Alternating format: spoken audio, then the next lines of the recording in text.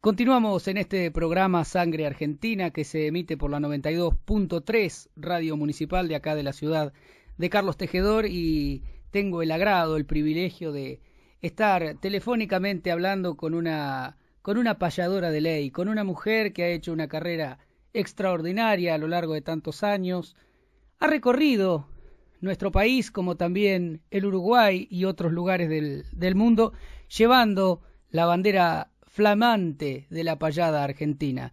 Nada más y nada menos que Marta Swint. ¿Cómo le va? Buenas tardes, Marta. ¿Qué tal? Buenas tardes y muchísimas gracias por permitirme comunicarme con ustedes y a través de ustedes con todos los oyentes. Bueno, es un placer tenerla del otro lado, porque en algún momento ya nos había dejado un saludo a este programa, debe hacer 2 años quizá, y nada más y nada menos que ahora, en la vuelta de Sangre Argentina, se me ocurrió llamarla, ya que tiene tanto que ver con la tradición de nuestro país, Marta. Bueno, muchas gracias por identificarme con esa parte de la historia, ¿no?, que tiene que ver con el primitivo canto de la tierra, con el payador, y sí, por supuesto que uno lleva muchos años en esto, y siempre con mucho respeto, con mucha prudencia, y con un amor profundo a nuestras raíces. Creo que de eso se trata, y bendito sea aquel que a través de una radio, como en el caso de ustedes, propala todos estos mensajes que tienen que ver con la argentinidad y con el encuentro con nosotros mismos, ¿no? Claro que sí. Marta, muy personal esta pregunta. ¿Quién es Marta Swint? No por lo que nosotros decimos muchas veces cuando presentamos alguna payada o cuando la presentamos en algún escenario, pero ¿quién es Marta Swint para usted? Para mí, bueno, una precursora en esto del canto del payador que descubrió su vocación de niña y que le entregó su vida al arte, más allá de poder como ser humano lograr obtener los 2 títulos más grandes de la vida, ¿no? El de ser madre y abuela, pero alguien que fue fiel a sus principios, a sus pensamientos y a sus ideales, y que no se apartó de la huella de la payada en más de medio siglo. Creo que la constancia, la coherencia y la seguridad, ¿no?, del camino que Marta Swint tomó, la llevaron a poder estar ya en el final de su vida satisfecha con todo lo recorrido, por haber andado en más de casi la veintena de países, llevando este canto y los colores de nuestra bandera en la guitarra y en la voz, ¿no?, y en el pensamiento, contándole al mundo quiénes somos, de dónde venimos y hacia dónde queremos ir. Ha sido bien marcado ese camino y creo que los resultados son notorios y están a la vista de todo, que ha elegido este arte tan difícil del payador, ¿no es cierto? Porque muchos dicen, puedo escribir, me salen versos, pero el tema es improvisarlos en el momento de los hechos, ¿no es cierto? Y este camino que ha recorrido ha sido el correcto, Marta, durante más de 40 años. Sí, como payadora llevo 51 años. Mi primera payada la hice a los 13 años con Álvaro Celedonio Casquero, nacido en La Pampa, en el Pachiri. Y yo ya cantaba antes, cantaba milongas, huellas, pero que me asumí como payadora fue aquel 14 de marzo, improvisando con Casquero. Y hasta el día de hoy he seguido ese camino. Anoche participamos con José Curvelo de un homenaje a Coco Díaz en el Centro Cultural Kirchner.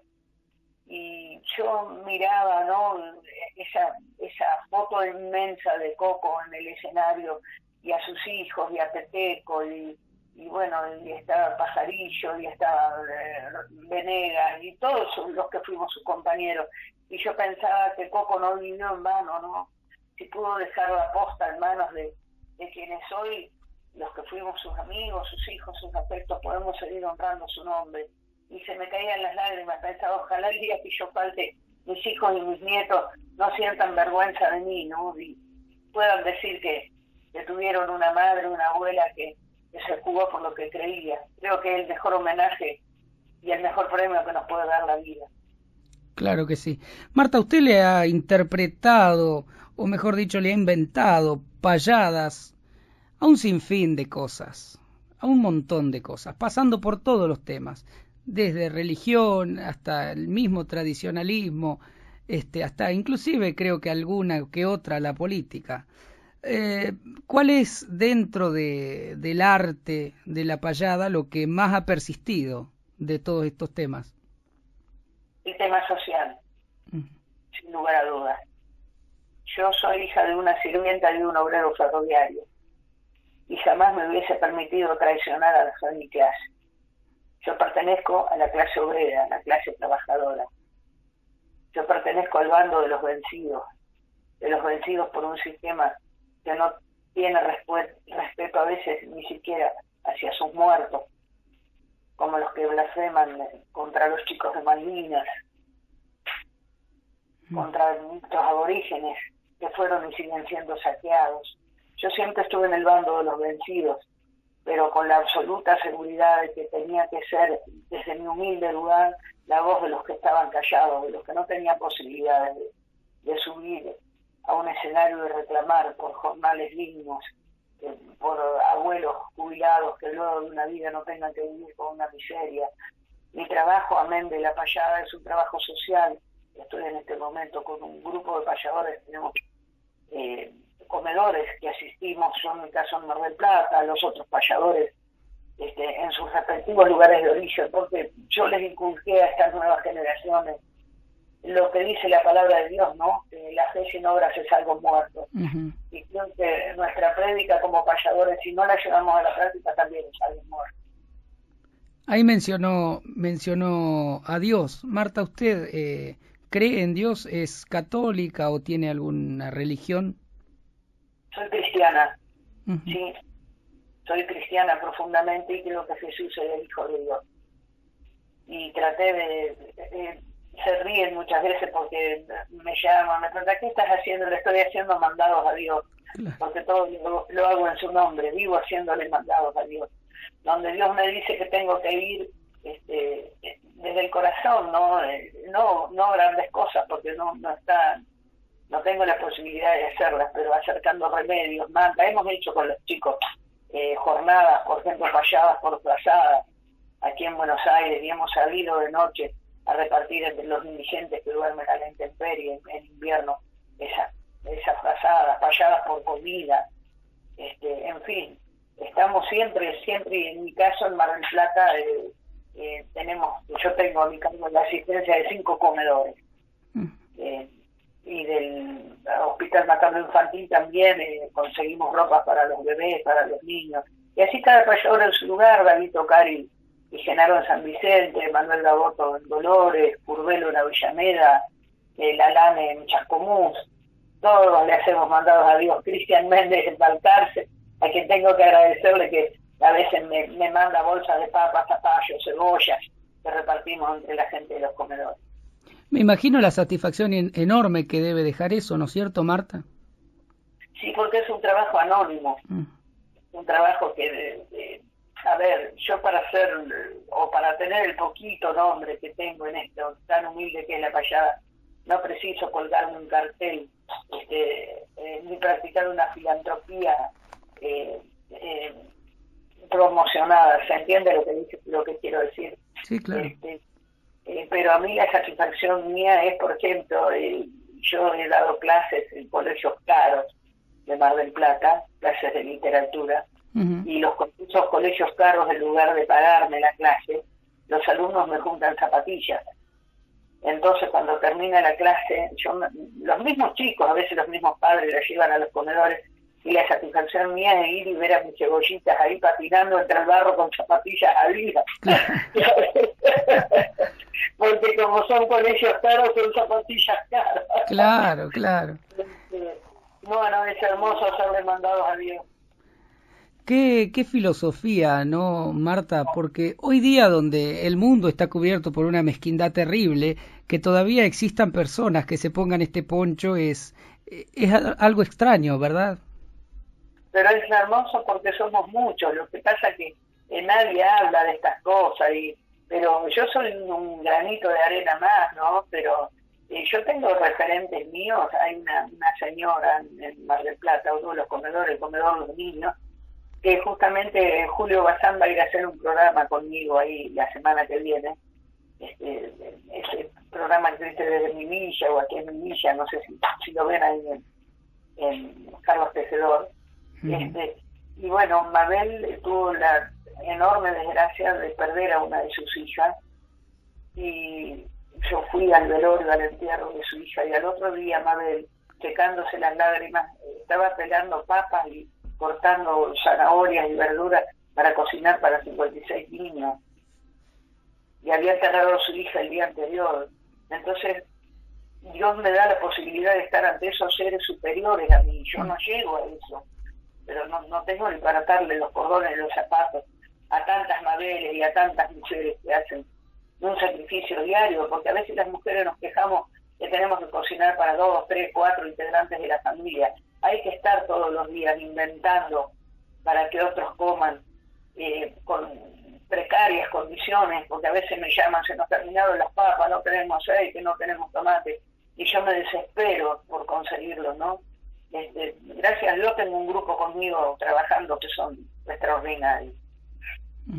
Es importante tener un equipo donde todos tiren para el mismo lado, ¿verdad? Y más en este contexto en el que estamos viviendo, que creo que es histórico en la Argentina. Pero todavía que existan personas así realmente acá, yo le voy a contar, acá en mi ciudad, en Carlos Tejedor, no se ve mucho porque somos pocos habitantes y entre todos nos ayudamos. Entonces como que ya está instalado el trabajo social entre todos los vecinos, más bien la comunidad en sí ya es así.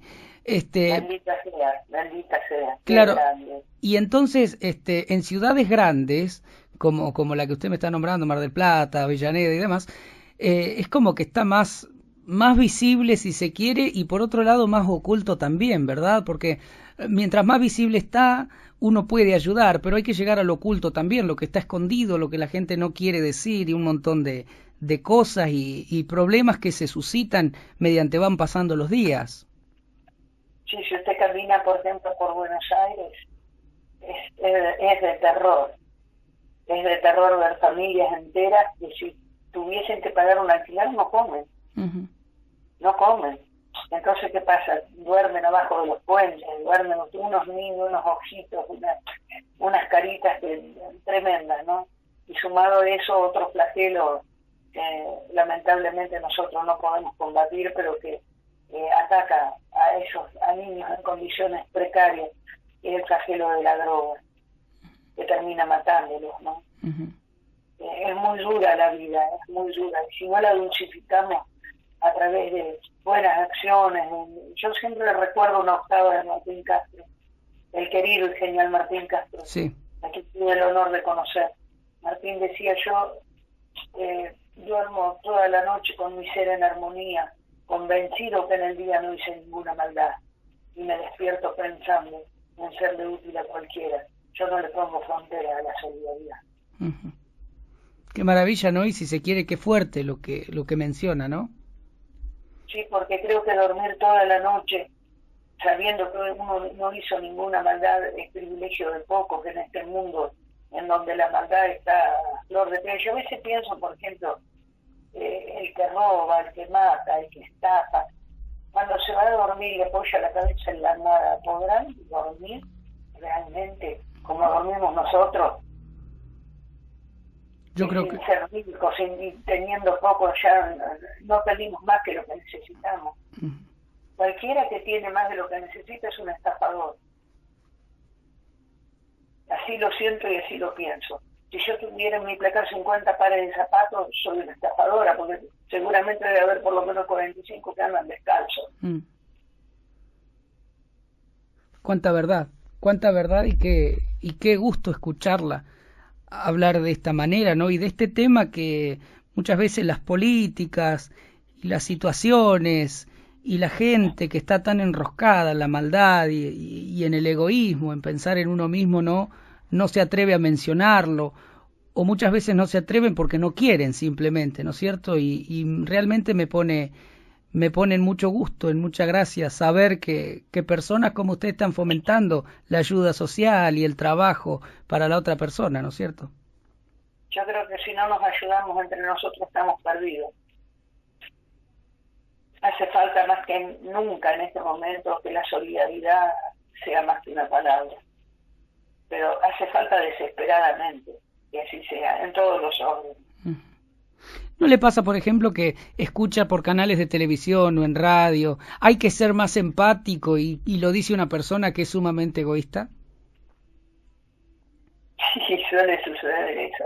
Por eso digo que los seres humanos debemos aprender a identificarnos por lo que hacemos y no por lo que decimos. Porque hablar, qué sé yo. La prueba está que con palabras han intentado convencernos muchas veces, ¿no? Y después los hechos no responden a eso que se insinuó o se planteó a través de la palabra. Las palabras no sirven. Repito, la palabra de Dios lo dice, ¿no? El amor sin obras está con amor. Claro que sí, claro que sí. Marta, cambiando un poco el rumbo de esta conversación que realmente me gustaría seguir, tuvo el placer, el privilegio, el gusto de compartir escenario con grandes y con muchas personalidades destacadas de nuestra cultura tradicional, y a lo que voy es, ¿cuál de todas esas presentaciones que tuvo y ese compartir escenario con otras personas es el que más le recuerda o el que más gusto sintió? Yo creo que de alguna manera con todos, ¿no es cierto? Pero ¿cuál es el que más le causó una gracia o un placer poder compartir escenario? Bueno, un honor sin lugar a dudas en mi vida y en mi carrera fue haber protagonizado con Carlos Molina la primera payada del otro lado del mundo, en Australia, en el año 1989, en Sydney. Estuvimos 3 meses en Australia y nunca se había dado del otro lado del mundo la presencia de 2 payadores. Había estado Molina en 2 oportunidades, pero usted bien sabe que el hecho individual de la improvisación no es una payada. La payada es cuando se da entre 2. Entre 2, sí. Así que es uno de los recuerdos más lindos que tengo. Después, haber compartido con mi hermano Horacio Guaraní tantos escenarios juntos con Guara en Cosquín, en el Luna Park, con la querida Nelly Omar, con la que anduvimos por distintos lados, con mi querida Liliana Salvat, la primera mujer con la que yo improvisé. Y, por supuesto, tener el honor de andar con José Silvio Crudelo una veintena de países, toda América, bueno, todo, ¿no? En donde se practicaba el canto improvisado y se practica, y buena parte de Europa también. Caminos del mundo que yo habiendo nacido tan pobre y habiendo sido criada de una manera tan precaria en una piecita en un conventillo en Buenos Aires, jamás pensé que la guitarra pudiera llevarme por esos caminos, ¿no? Con cada payador, desde el más humilde al más estructurado, siempre ha sido un motivo de hondo regocijo para mí. Cada vez que encuentro a un colega, encuentro a un hermano. Jamás en mi vida tuve problemas con nadie y espero no tenerlo. No, yo creo que a esta altura no, Marta. Ahí me nombró a Nelly Omar. Qué fuerte, ¿no? Compartir escenario con ella. Para compartir escenarios con Nelly Omar, Nelly Omar siempre quiso a los payadores. Yo la primera vez que estuve al lado de Nelly Omar fue justamente invitada por Horacio Guaraní. Yo improvisé con Aramis Arellano y Nelly Omar cantaba, ese era el espectáculo. Y Guaraní, que hacía poco tiempo había vuelto del exilio. Hicimos 2 noches en el Luna Park que fueron maravillosas. Después volví a estar con Nelly Omar en el Luna Park con mis compañeros. Estuve en Bursaco con ella. Nelly Omar era extraordinaria. Era una mujer que, cantó hasta los 100 años. Sí. Había veces que nos daba miedo que se cayera del escenario, porque se paraba en el borde del escenario cuando venían a saludarlo. Vio que el escenario de una pared es alto. Sí. Se agachaba y le daba la mano. Subía con unos tacos que yo, con 40 años menos ahora, que los que tenían el Omar entonces, sí. No me los pondría, no los podía contar toda la noche. Aparte de taco era la pollera hasta abajo y el poncho arriba, era como muy envuelta. Arriba, mi amor, sí. Y siempre me hacía la misma pregunta cuando nos encontrábamos, ¿no? Sabiendo de que nosotros, aparte de colegas, hemos conformado nuestra pareja con José Curvelo hace muchísimos años, y entonces me decía, ¿cómo se porta el uruguayito? Y yo le decía, no, se porta bien, Nelly, y siempre me decía lo mismo. Me decía, porque Homero no se jugó por mí. Claro. Homero Muti, ¿no? Sí, sí, claro, claro. Que había sido su gran amor. Bueno, esas cosas que uno las guarda en el corazón, pobrecita. ¿No? ¿Cuántas canciones surgieron de ese romance, no? Sur, Malena. Yo cada vez, se lo juro que cada vez que la veía cantando Sur, me ahogaba de la emoción, porque tan viejita y Homero murió muy joven, tenía 42, 43 años. Sí, sí, sí. Y yo pensar que si se volvieran a encontrar en algún plano, ella con 100 años todavía cantaba las canciones de su amor, que a esa altura ya podía ser su nieto. Claro, claro que sí. Pero bueno, ese es el poder que tiene el amor muchas veces, ¿no es cierto? Que no importan las fronteras, ni la edad, ni nada por el estilo. Eso lo puedo asegurar, que Nelly Villón murió amándolo a Homero. Claro que eso sí. Lo puedo afirmar y firmar, y porque bueno, tuve el privilegio de que ella lo hablara conmigo muchas veces. Sí, sí, sí. Marta, tantas payadas, tantas cosas que he interpretado, en algún momento, porque, o sea, digo esto porque muchos artistas de nuestra tradición, de nuestro acervo popular, estuvieron silenciados en un momento, incluido la misma Nelly Omar, ¿no es cierto?, como Horacio Guaraní y demás. ¿Tuvo problema usted en algún momento con los dictadores y demás, no? Sí, bueno, yo estudiaba medicina en ese momento. A mí me faltaron 2 años para ser médica. Y bueno, comenzaron a desaparecer mis compañeros. Y en el año 1977 yo estaba con un comunista confeso, que era Osvaldo Pugliese, haciendo un espectáculo. Por supuesto lo hacía Pugliese, ¿no? Me había convocado como payadora, yo tenía 18 años, en el Teatro Estrellas. Y una noche sí nos levantaron y bueno, pasamos ahí por momentos bastante comprometidos, ¿no? Porque después la historia caminó y uno analiza los hechos, se da cuenta que todo aquel horror no debiera haber sucedido y ojalá no suceda nunca más. ¿Y esta luz del horizonte que trajo los 40 años de democracia, qué tiene para decirnos? No, bendita sea la democracia, no importa que discutamos, que no podamos ponernos muchas veces de acuerdo, es lógico, ¿no? Hay que respetar todas las ideologías, pero no hay nada que se compare al poder ser libre y poder expresarse. En aquel tiempo, ¿a quién iba uno a quejarse? ¿A quién iba uno a quejarse cuando el terrorismo era un terrorismo de Estado? No había lugar, no se podía ir a donde empezaron. Yo nací aquí en Avellaneda, donde nació Azucena Villaflor, en el mismo barrio, era por una cuadra. Claro. Y bueno, y Azucena, por querer saber dónde estaban su hijo y su nuera, terminó siendo una de las víctimas de los vuelos de la muerte, ¿no? Claro que sí. Y recién con los años encontraron sus cenizas en la valle, y luego las esparcieron aquí en la Plaza de Mayo, donde inició su lucha. Siempre estuve en donde fui, que fueron muchos lugares del mundo, denuncié eso. Hay un tema de desaparecidos que yo lo grabé, no sé si lo escuchó usted alguna vez, pero lo puede encontrar ahí, si pone Marta Swing desaparecido. Y ahí está todo mi pensamiento a través de esas décimas de indígenas. Lo vamos a dejar detrás de la nota. ¿Perdón? Lo vamos a dejar detrás de la nota, digo, al tema ese. Bueno. Tiene eso de Azucena y esas cosas, ¿no es cierto? Las escuché y de alguna manera las pude ver. Bueno, yo no por la edad, porque tengo 22 años, ¿no? Pero sí a través de la historia que me han contado, y una de las que denunciaba todo eso en aquel entonces sin miedo alguna fue una colega de radio, como fue Magdalena Ruiz Guiñazú, ¿verdad? Formando parte de lo que fue la CONADEP, la Comisión Nacional de los Desaparecidos. Exacto. Sí, usted es muy joven, yo tengo un nieto de la edad suya, imagínese. Que es hijo de mi hijo, el más grande. Yo tengo 3 hijos. Sí. Un hijo de 44 años, casi 45. Por esa razón yo no tengo 50. Claro.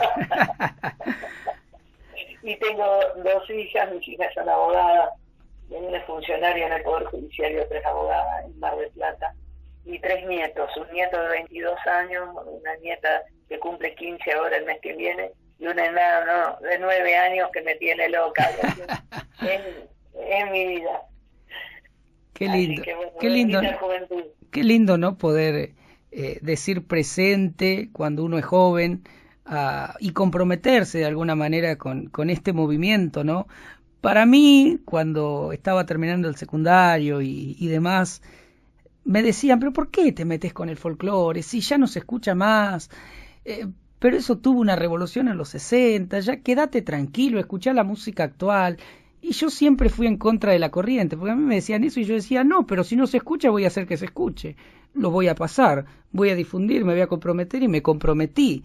Y ahora le quiero preguntar, ¿cómo es la vida cuando pasan los años de una persona que se compromete tan joven como lo ha hecho usted, Marta? Bueno, es una vida que nos exige un balance final, ¿no? Y yo en ese balance final saco en positivo lo que dije al principio de la nota, no haber renunciado nunca a mis ideales. Yo no cambié de camiseta, yo no cambié de camino, yo estoy siempre igual. O sea, luché por las mismas causas. Las mismas causas que me empujaron a pulsar una guitarra son las mismas que me empujan hoy, ¿no? A pesar de los años. Y tratar de pedirle, de rogarle, de implorarle a esta sociedad que sea coherente con sus principios, nada más. No podemos ser tan saltimbanqui, pensar un día una cosa, otro día otra. Lamentablemente los ejemplos que a veces nos ofrece la política, la sociedad, no son muy alentadores para la juventud. Porque personas que de repente uno creía que se curaban por determinado idealismo aparecen al otro día con total frescura en el bando contrario sin dar ninguna explicación. Entonces esa incoherencia, yo siempre respeté a los que piensan distinto que yo, siempre.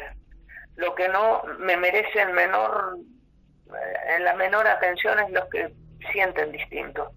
Yo puedo ser amiga de quien piensa distinto a mí, pero no de quien siente distinto. A ver, si frente a un niño con hambre usted no siente nada, no puede ser amigo mío.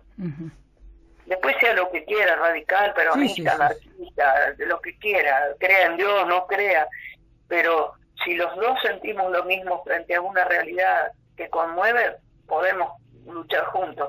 Ahora, cuando no se siente lo mismo, es imposible. Y se ve que ha sentido lo mismo, o me atrevo yo a decirlo, ha sentido lo mismo con el payador Curbelo, ¿verdad? Sí, por supuesto, sí. Con José Curbelo, un hombre de principios, él hizo una etapa gloriosa para el canto del payador junto a Roberto Airala, y siempre rescatamos eso de las enseñanzas. En el tiempo nuestro se tenía un gran respeto por las personas mayores, por nuestros referentes. Y Curbelo guardó en su corazón lo mejor de Airala, lo mejor que Airala le brindó, más todo lo que él traía allá, ¿no? Porque obviamente si no existe una cuestión innata o genética, como quiera llamarle, no se puede hacer de un ser humano lo que no es. No se puede. Y nos llevamos muy bien. Él ha colaborado mucho conmigo en las cuestiones solidarias, algunas las ha emprendido él. Durante muchos años, por ejemplo, Curbelo acá en Avellaneda asistió a la gente del barrio Vagón, gente que vivía en los vagones del tren. Usted no se da una idea lo que es eso. En verano se cocinaban y en invierno se morían de frío. Claro. Y allá íbamos con las bolsas y la comida y consiguiendo una estufa y bueno, y yo también creo que el amor tiene mucho de admiración, ¿no? Y yo son muchas las cosas que admiro de él. Y eso hace que caminen juntos durante tantos años. ¿Cuántos años, Marta? Recuérdeme. Bueno, nosotros tuvimos una primera etapa de noviazgo cuando éramos jóvenes y después, bueno, por cuestiones de la vida, estuvimos 21 años sin vernos. Yo no iba a cantar donde él iba a cantar. O sea que yo formé mi familia, él tuvo su familia también. Y después con las vueltas de la vida, lo que tiene que ser, ¿no? Cuando decidimos poner fin a lo que no era, pero ni siquiera lo consultamos ni nos habíamos visto nunca más. Después de un tiempo de haber tomado yo la decisión de separarme, nos volvimos a encontrar. Recuerdo en el viaje que nos encontramos, yo iba con Horacio Guaraní a actuar a Tacuarembó, en Uruguay. Uh-huh. Y Curvelo también, y cuando lo volví a ver, o sea, aquel muchachito ya era un hombre con canas, claro, ¿no? Que tenía 50 años, así que hace 24 años que volvimos a encontrarnos, y la primera payada que hicimos en el reencuentro la hicimos en Cuba. Uh-huh.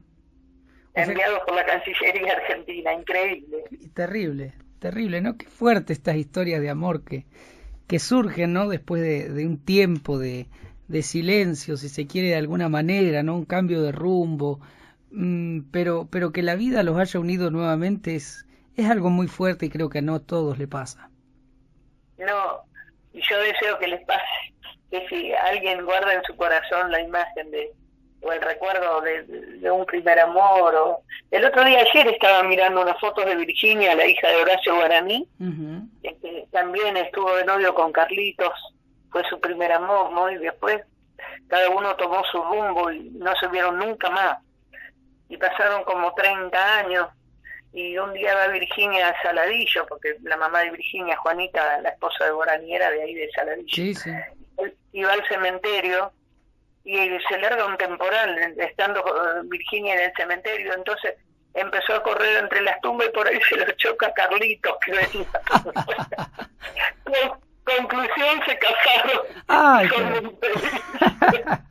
Un final feliz. Sí, es la vida, qué sé yo. Qué lindo. Una de las historias que siempre me queda marcada fue cuando entrevisté en algún momento a Melita Baltar. Claro. Y ella me decía sobre el tango Grisel, que es un tango que ella grabó. Y dice, Grisel es una historia de amor, dice, porque José María Contursi, que es quien lo escribió, se enamoró de esa Grisel cuando eran compañeros de secundaria. Y ella se casó, después se separaron ellos, se casó con otro hombre, tuvo sus hijos, José María también, se separaron. Y al borde, al abismo de la muerte de ambos, se juntaron nuevamente en Capilla del Monte, creo que era, y allí se casaron y vivieron felices los últimos días, ¿no? Y decía, qué historia tan fuerte, ¿no? Preciosa, hermosa, qué linda historia. Por eso digo que son realmente muy pocos esos casos y realmente privilegiados, porque es el amor que dura toda la vida. Marta, ¿usted cree que el folclore está en declive, está en decadencia por parte de la música de ahora o el factor que quiera? No creo eso, no. Creo que son etapas y que hay grandes intérpretes de folclore. Creo, o será que si uno compara, por ejemplo, a otros géneros que sí han quedado como en el tiempo estancados, ¿no? Pero no porque no haya voces ni creadores, sino porque los medios no lo difunden. Uh-huh. Es el tango, por ejemplo. Si tuviésemos que decir ahora, en este momento, nombrar a 5 intérpretes del tango jóvenes, ¿a quién nombramos? Jóvenes, ¿eh? Se nos terminan las chances de decir eso. En cambio, en el folclore, por suerte, siguen surgiendo voces, no sé, Luciano Pereira, Abel Pinto, Soledad, Jorge Roca, nuestra malograda pobrecita Tamara Castro, que era un ángel cantando, poetas como Milicota, sí, dejaron canciones hermosas. Es decir, yo creo que el folclore, al ser tan extenso, el panorama geográfico nuestro, que incluye el chamamé, la chacarera, la milonga, no se va a terminar nunca. Uh-huh. Le voy a hacer 2 preguntas, pero para más que nada le voy a tirar 2 nombres y que usted me dé algún adjetivo sobre esos nombres. ¿Qué significa el nombre Gabino Ezeiza para usted? El padre, papá, es nuestro papá. ¿Atahualpa Yupanqui? El más grande de todos. Donata, Donata, el don con el máximo de todos los respetos. Y Atahualpa, aquel que cuenta, ¿no? Uh-huh. Una gloria, dos glorias que no pasaron en vano por la vida. dos puntales, dos señores, uno en la poesía improvisada y otro en la composición. Uh-huh. Y al lado de, si me permite, al lado de Atahualpa, no puedo olvidar a Mené, aquel Oscar del Cerro, sí. firmaba con Oscar del Cerro, pero era Mené, esa francesita que tuvo un talento sin igual, y fue el amor de ese país.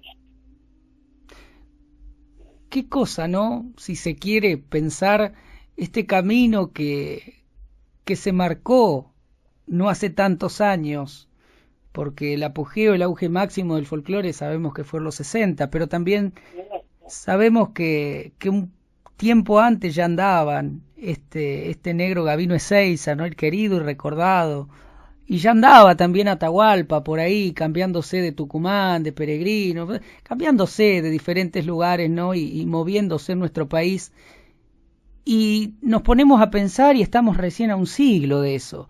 Y decimos, ¿cómo sirve en un siglo dejar una huella marcada, no? Si hoy nosotros nos paramos y en aquel entonces ellos se pudieron parar para marcar una huella, nosotros lo único que tenemos que hacer es seguir esa huella que está marcada. Totalmente de acuerdo. Totalmente de acuerdo, sabias palabras. Debemos ser continuadores, es decir, no se puede dejar que la cadena se corte, hay que seguir uniéndole eslabones.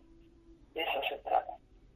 Y en el Uruguay, que está tan ligado con la Argentina, ¿no? Que si se quiere, algunos se toman el atrevimiento de decir que es casi como una provincia de nuestro país, ¿no? Por la dimensión de lo que es ese país. El Uruguay, que está tan ligado con Argentina, pensar que fueron dos puntales grandes para que surja la payada rioplatense. Sí, por supuesto, ¿no? Uruguay sigue teniendo y fue semillero de grandes hombres que tanto en la patria oriental como en la patria argentina marcaron rumbo. Imagínense que, por ejemplo, Sadaí fue fundada por Francisco Canaro. El himno del tango, que la comparsita es de Gerardo Matos Rodríguez, sí, por decir, ¿no? Bueno, dentro de la escena nacional, Ubaldo Martínez, China Zorrilla, dentro del cancionero popular, Alfredo Citarrosa, el querido, inolvidable Alfredo, Santiago Chalar, los olimareños, bueno, en payadores ni hablar. Acá en Argentina muchos de ellos arrancaron, ¿no? Uberfil Concepción. Carlos Vares, Gustavo Bichón, Walter Mosegui, José Curvelo, Waldemar Lago.